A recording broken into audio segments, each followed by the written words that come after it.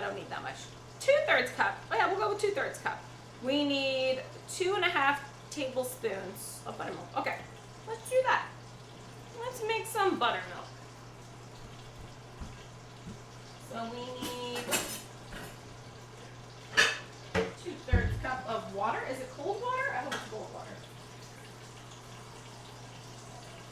Actually, we're going to do half a cup. Half a cup, and we'll do 2 tablespoons. Yeah, half a cup and 2 tablespoons. Abort mission! Abort mission! Pull up! What? No. Buttermilk culture isn't buttermilk. Abort mission! Abort! Abort! Abort! It says cultured buttermilk blend, and you use it to make buttermilk. No? Use cultured buttermilk blend whenever your recipe calls for liquid buttermilk or sour milk. Explain why we're aborting mission. Abort! Abort! Abort! How many knives should I send for sharpening tomorrow? Half of them. That's what my plan is. When I go and get my knife sharpened, I'm going to send half of them, and then I'm going to use the other ones while they're being sharpened, and then I'm going to switch. Which reminds me, I have to go get my knife sharpened. I should set a day on the calendar for that. What's a good day to get my knife sharpened? Not this week. I'm too busy this week. I can't part with my knives yet. Maybe next week. I might try that ranch you made. Blades, you might. It's different. It's fun. I think sour cream, buttermilk. I'm still gonna add a touch of mayo, and heavy cream. That's the best buttermilk recipe, or the best ranch I've ever had. Buttermilk equals milk plus vinegar and lemon. We are driving straight into the Pacific, Captain. I know.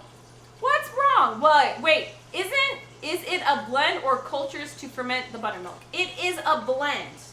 It is cultured buttermilk blend.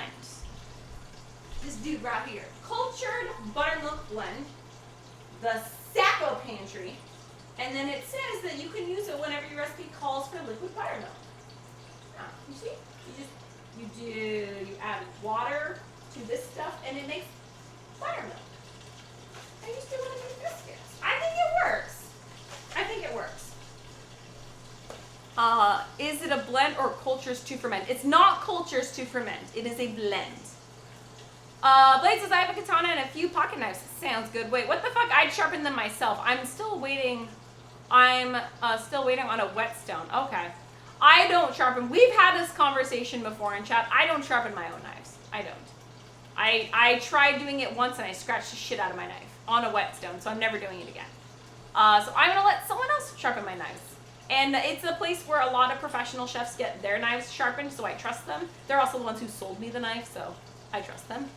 They're the only ones allowed to sharpen my knives. Unless like CJR or if Chef Steve. If one of like a professional chef came into my kitchen and I have a whetstone, I just don't use it. If one of them wanted to sharpen my knives for me, then I'd let them go at it. But I really like the place that we go to. It's a bit pricey, but they do a really great job. And they guarantee that the knife will be as sharp, if not sharper, than when you bought it. I'm excited. Well, I tried to sharpen, learning to sharpen. I'd rather send them to get sharpened professionally. Saves me time. I agree. I totally agree. I have a whetstone. I just don't use it. But no. Some people are really fancy. I'm not fancy. I just send them away. Then especially the ones on the left there, those are really nice knives. I don't want to run the risk of messing them up because I don't think Madeleine's gonna buy me more. Would they sharpen a katana? Yeah. So the place that I go, the funny thing is they'll sharpen anything. The thing is that they charge per inch. So it is very expensive, but I think it's, I want to say like $2 or $3 per inch. So if you have like a whatever long ass katana, you're gonna be paying per inch on that thing.